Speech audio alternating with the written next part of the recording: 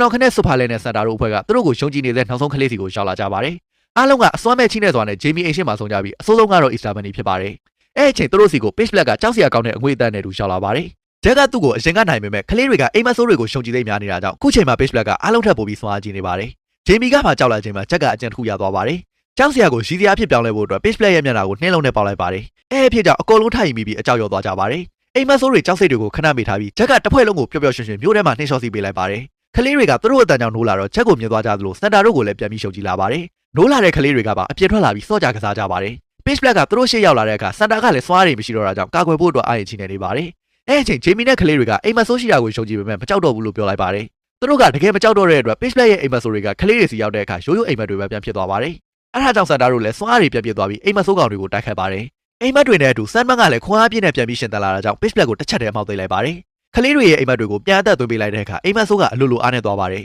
အဖက်ခံထားရတဲ့သွားနဲ့သမီးတွေလည်းပြန်နိုင်သွားတာကြောင့်တိန်းထားတဲ့သွားတွေကနေတဆင့်ကလေးတွေရဲ့မှတ်ညာအလုံးကိုပြန်ပြီးအသက်သွင်းပေးလိုက်ပါတယ်ကလေးတွေကအိမ်မက်ဆိုးရှိတာသိပေမဲ့ကြောက်စိတ်မရှိတော့တာကြောင့် Pitch Black ကတစ်ချိန်ကချက်လို့ကိုပြောက်သွားပါတယ်အရှင်လိုပဲအမောင်ထဲမှာတယောက်တည်းပြည့်နေမှကြောက်တဲ့ Pitch Black ကိုသူ့ရဲ့ကြောက်ရွံ့မှုတွေကပဲပြန်ဆွဲချသွားပါတယ်အဲနောက်မှာတော့ Jack Frost က Guardian တယောက်တည်းဝင်ဖြစ်သွားပါတယ်ကလေးတွေကလည်း Guardian တွေကိုမျက်ဝါးထင်နေမမြင်နေရချိန်မှာတော့သူတို့အနားမှာရှိနေတဲ့သူတို့ကို